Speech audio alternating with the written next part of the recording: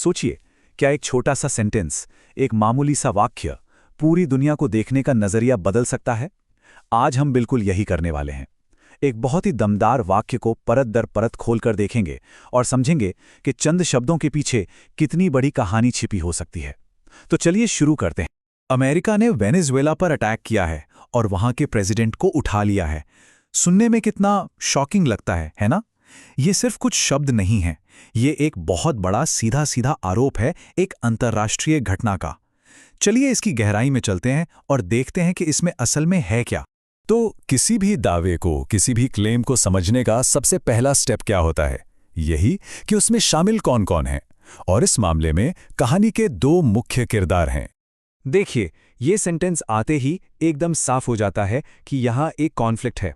एक तरफ है अमेरिका, जिसे एक पक्ष बताया गया है, और दूसरी तरफ है वेनेजुएला, जिस पर आरोप लगा है। बिल्कुल आमने सामने एक स्टेज सेट हो गया है टकराव के लिए।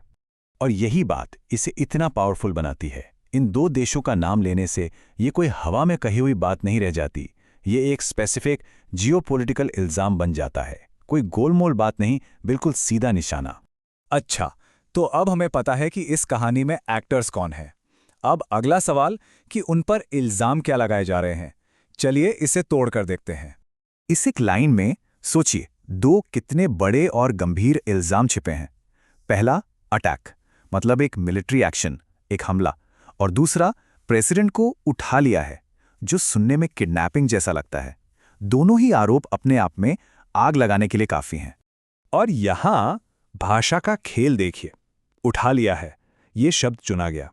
ये कोई अरेस्ट किया है जैसा फॉर्मल साउंडिंग शब्द नहीं है। इससे फील आती है किसी गैर कानूनी जबरदस्ती की गई कार्रवाई की, जैसे किडनैपिंग। ये शब्द जानबूझकर एक नेगेटिव, एक फोर्सफुल इमेज क्रिएट करने के लिए इस्तेमाल किया गया है। तो ठीक है, हमने दावे को समझ लिया, लेकिन असली सवाल तो अब आता है।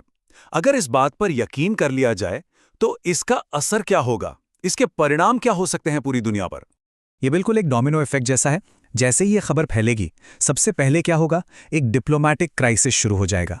मतलब देशों के बीच बातचीत बंद, रिश्ते खराब। फिर सैन्य संघर्ष का खतरा, वो तो बढ़ेगा ही। साफ साफ इंटरनेशनल कानून का उल्लंघन है ये। और इसका असर ग्लोबल इकोनॉमी से लेकर देशों के बीच जो सालों से बने रिश्ते हैं, जो अलायंसेस हैं, उन सब पर पड़ेगा। सब कुछ हिलाकर रख देगा ये एक सेंटेंस। और इस चार्ट से अंदाजा लग जाएगा कि हम किस लेवल की बात कर रहे हैं। ये कोई मामूली डिप्लोमैटिक नोकझोंक नहीं है, ये सीधा एक्ट ऑफ वॉर यानी युद्ध की कार्रवाई के बराबर का इल्जाम है। इससे इसकी गंभीरता का पता चलता है। जमीन आसमान का फर्क है।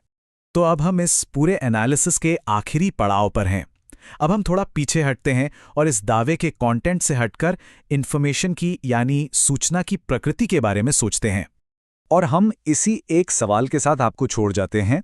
एक अकेला वाक्य, एक सिंगल सेंटेंस दुनिया को देखने का हमारा नजरिया कैसे बदल सकता है? जरा इस पर सोचिए कि कैसे चंद शब्द ही किसी पूरी ग्लोबल इवेंट के बारे में हमारी समझ को, हमारी सोच को एक फ्रेमवर्क दे देते हैं। इस विश्लेषण में शामिल होने के लिए शुक्रिया।